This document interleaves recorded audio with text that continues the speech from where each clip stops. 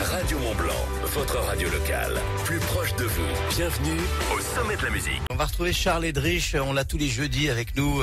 Charles qui est avec nous en direct, qui fait le passage du Nord-Ouest à la rame. Deuxième saison, on va rappeler ce que c'est. Salut Charles.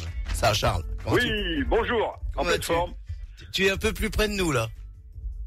Je suis un peu plus près de vous, oui. Donc le bateau, donc la décision a été prise. Donc là, il est hiverné, donc dans le petit village inuit de Taillolac. Voilà, donc le passage du Nord-Ouest, on rappelle, c'est pas le Nord-Ouest de la France, c'est au nord du Canada. Nord du Canada, nord de l'Alaska, États-Unis, donc 6000 km qui relie donc par le très grand nord le Pacifique à l'Atlantique. Alors tu as déjà fait donc une première saison, là c'était la saison 2 et il y a plus de glace que prévu, c'est ça le truc, le problème. Il y en a même jamais eu tant.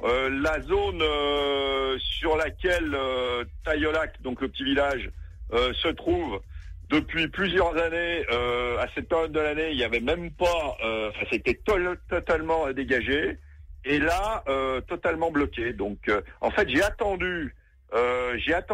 Les Canadiens font des prévisions grosso modo tous les 15 jours. Donc j'ai attendu d'avoir les prévisions sur début septembre. Les dernières prévisions, et bon, c'était donc complètement c'était pas possible quoi. Donc voilà, donc la décision a été prise de faire un deuxième hivernage. La raison, parce qu'évidemment pourquoi il y a autant de glace, il y en a jamais eu autant. Ah, on sait pas ça. Probablement, moi je pense que c'est lié, c'est le caractère aléatoire de la chose. Hein. C'est-à-dire, il y a un réchauffement, c'est sûr. Globalement, ça fond, c'est sûr. Maintenant, c'est comme en montagne. On peut avoir un hiver très froid avec beaucoup de neige. Donc voilà. Donc pour moi, c'est caractère aléatoire. Il n'y a pas vraiment d'explication autre. Donc, pour la saison 3, tu repars quand? Après la débâcle, là. On rappelle la débâcle, c'est quand la glace se casse. Commence à fondre. Je repars. Il me reste une vingtaine de jours de rame. Hein. Il me reste sur les 6000 km, il me reste moins de 1000 km à faire. Et normalement, c'est pas la zone la plus compliquée pour moi, parce que c'est une zone avec des conditions très calmes de vent et de mer, et entre des passages, des détroits, des îles resserrées. Donc je suis relativement à l'abri. Donc il me reste une vingtaine de jours de mer. Donc je vais repartir courant juillet pour terminer donc courant août de l'année prochaine. Quoi. J'ai vraiment fait, surtout avec le recul maintenant, cette année, c'est-à-dire la partie canadienne, a été quand même beaucoup moins engagée, beaucoup moins dangereuse que la partie Alaska.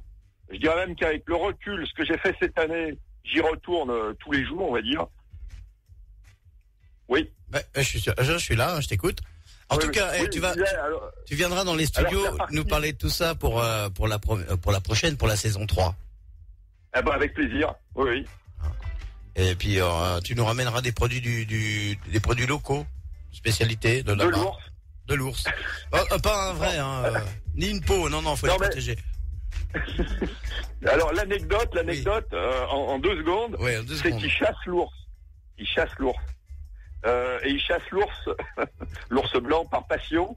Ils ont des quotas et ils se battent presque ils mettent les noms dans un chapeau. Ils ont droit à 10 ours dans le petit village où je me suis arrêté, et ils tirent le nom des passionnés dans le chapeau qui ont le droit à aller chasser un ours, quoi, et qui mangent. Donc ça fera pas plaisir à Brigitte Bardot, ça, qui a bientôt 80 ans, je crois. Merci Charles, et à bientôt en tout cas. Eh bien, avec plaisir. À bientôt. Merci Charles Edrich.